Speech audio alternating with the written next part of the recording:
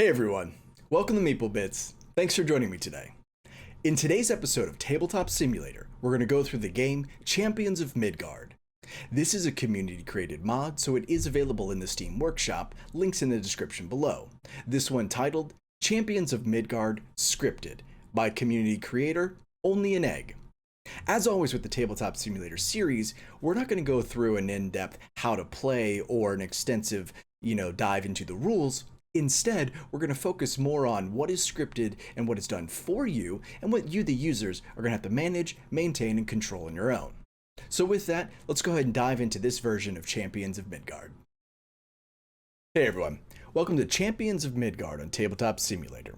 Before we dive into the scripting and the elements of the game, let's take a quick look at all the different components around the table. Here you got the main play board with the decks already ready to go for distribution. Up top, you've got the rulebook broken out into their pages, so just use your Alt key if you need to zoom in easily on any of those spots. You've got a dice roller tower up here, in addition to the scripting buttons for re-rolling the dice, sending the dead warriors, the dice, to Valhalla, and then sending your survived warriors the dice back to your hand. The game setup script right here. You've got your wood, coins, favor, your blame tokens, your additional dice, and your food down here, and then all the way at the bottom are the different leaders or champions that you're going to be able to recruit to begin the game. Now for this one, you can't alt into any of these spots. Even on the board, you can't really alt to read any of these locations better. So if you're not very familiar with Champions of Midgard, take a moment to, pivot the table as much as needed, or get yourself a nice good view and zoom in, if you ever needed to read where any of these locations are and what they do for your turn. Same with the leaders. So when you're ready to start play, once you've selected your location around the table, so I've taken red, my table mate have taken yellow, so now we're ready to begin to choose our leader. So you'll want to zoom in to read any of their bonuses to determine, who you want to draft. In what order you draft these leaders, totally up to you guys as the player.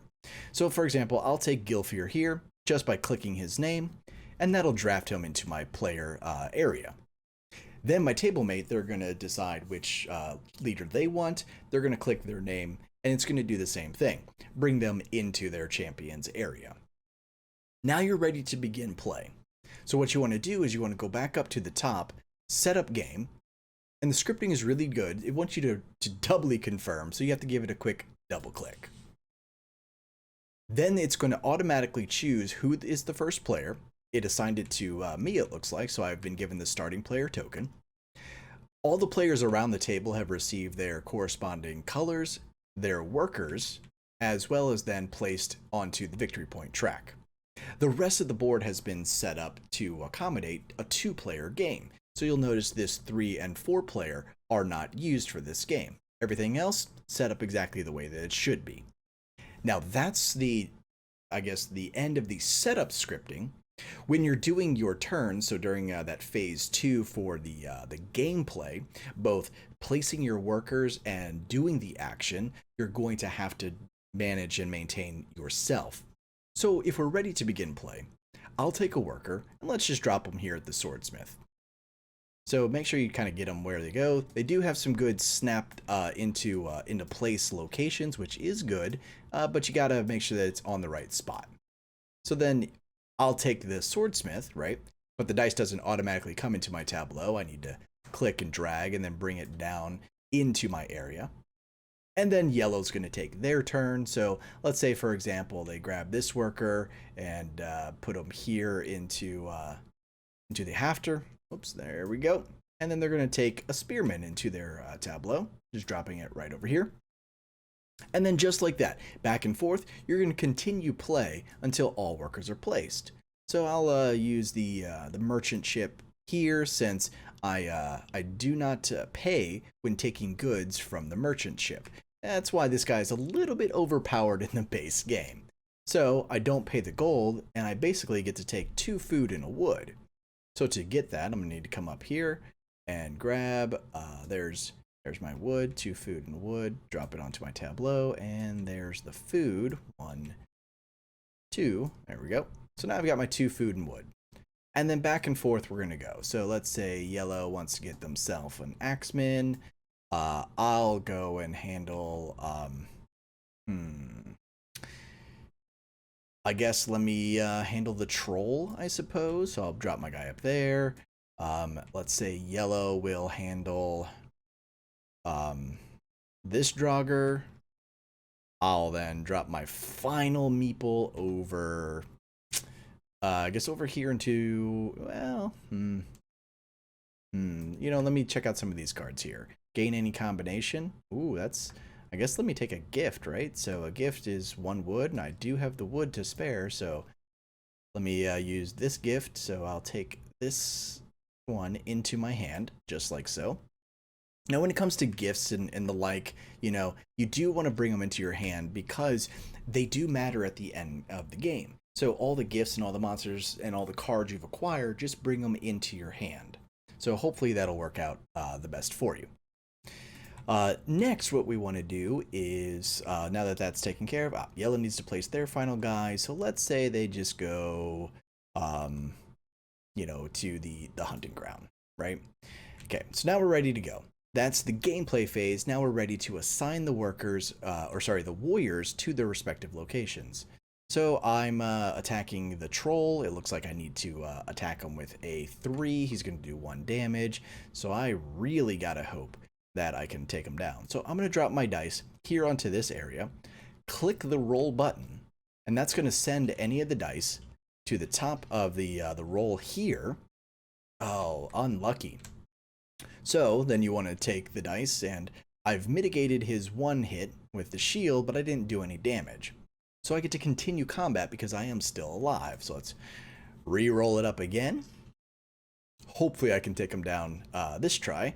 All right, so I mitigated his damage. I did 1 damage in return, so I will put a wound marker on him. Guys are still alive, so let's re-roll it up. I've mitigated the damage, but have done none in return. Mitigated the damage, none in return. So let's just pretend for a moment this one actually does something. There we go. Let's pretend this is a 2. Let's pretend this actually didn't mitigate damage. So this die, he dies, but he survives, right? So I'm going to take the troll into my hand. So now that he's good to go, drop him into my hand. He's dead. I would then be able to get rid of a favor and then add a favor to someone. I would take a wood also as my reward. Now, once I've completed that, I'm going to send the dead to Valhalla, send the survivor back. And then what happens next is that put the dice into the bag and put this one back onto my roll board. So I'll go ahead and bring him over here, ready to go for next round. Now that's basically it. So once the next player takes their turn, then they're going to go through, handle all their combat conditions, etc. And then you're going to click next round.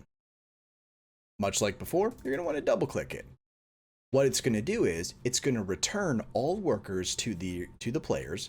It's going to fill up the dice in any missing locations. Additionally, you'll notice now there's 2 food here in the smokehouse because this food was not previously claimed. It will reset the merchant ship. It'll reset the Draugrs. It'll reset the trolls. Now, no one took the first player section, so first player stays with me. But let's say someone did do it. I would pass it over to them and they would start playing. So that's it, guys.